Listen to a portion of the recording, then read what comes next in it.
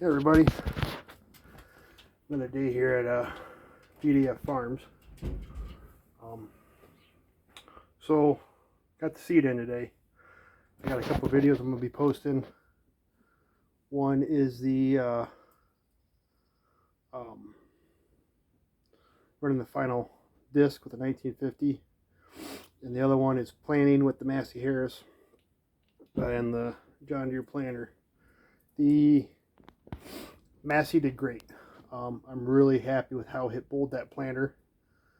The planter, however, I don't know. I think I had to come into Jesus with that this year.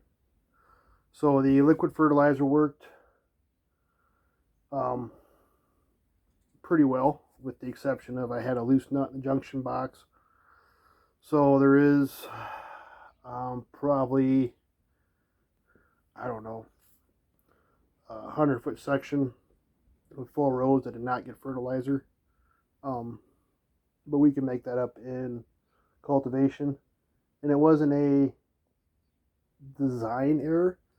It was I had a loose nut in the junction box, and I didn't catch it because I have the power light on the box, but I don't have anything on the pump itself. So the box was showing everything was powered. I had no reason to believe it wasn't getting power.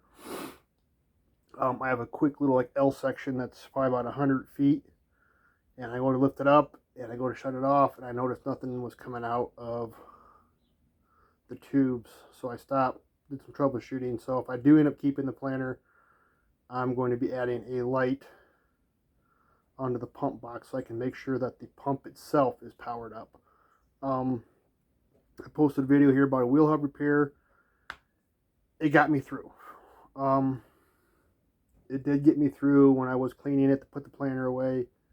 I noticed that it was starting to break again. It was doing fine until I got the fertilizer in it, and then I think that excess weight was just too much for the epoxy. So that planter seems like I have to fight it every year, no matter how much prep work I put into going through everything and checking everything and making sure everything's kosher on it. Every year it seems like it's a fight with that planter. And you know, this year it was constantly, every time I had to turn around I had to get out and manually put the arms down because it wasn't switching over. I had a problem with one of the seed boxes not distributing seed, so that set me back a good hour and a half just trying to get that all figured out and go to my extra parts bin and get that figured out. The hub's broken again. So I think, as much work as I put into it, I hate to do this, but I think this is going to be the last year I'm going to be planting corn with the 494A.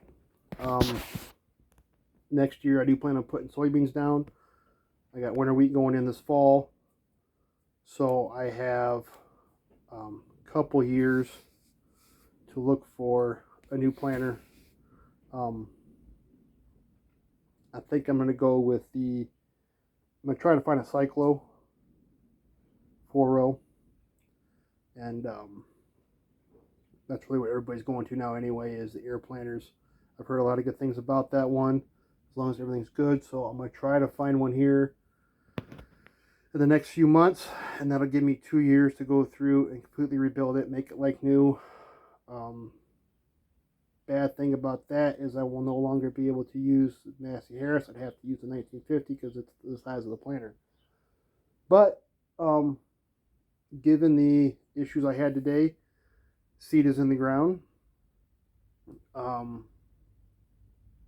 I got the fertilizer pumped off into the cultivators. I had a little bit extra fertilizer left, so that cultivator tank is now half full of fertilizer and ready to go. It was a little cold today. When I started ground, I just this morning, as soon as I got home, ground temp was 52 degrees. Between 50 and 60 is where everybody recommends. But it's supposed to get warm the rest of the week, so I'm not worried about any of that. Unfortunately, the next 2 weeks I am slammed. So it was either today which is April 21st, 22nd, 21st, April 21st, or plant late, we're talking about mid-May. So it was today or nothing, and luckily enough the weather held out. I got nice weather the next couple of days, so germination should be good. So yeah, we'll keep you guys updated on what's going on with the planter situation. But if I want to grow my operation, I'm gonna have to retire the 494A. So either that, or I'm gonna have to completely rebuild the thing from the ground up. And I love the little thing, but it's I think it's about time. So yeah, if anybody wants to do the conversion, I can walk you through how I did it for the liquid. That worked great. Like I said, the only issue with that was an assembly issue on my end, but it was working as intended. So if anybody wants to know how to do that, or tips, or help get the kinks out, reach out. I can help you all with that. But beyond that, we posted some videos here real quick. I also got a video of the hydraulic conversion on the Master Harris 22, where I took the cylinder off and just put a regular lever on it. I'll get that one here made here soon and get that posted as well. And then you guys probably won't be hearing from me for a little while. So keep it up. If you have any questions, let me know. I'm excited to have you guys follow me this year, and we'll go from there. Never give up, and keep at it.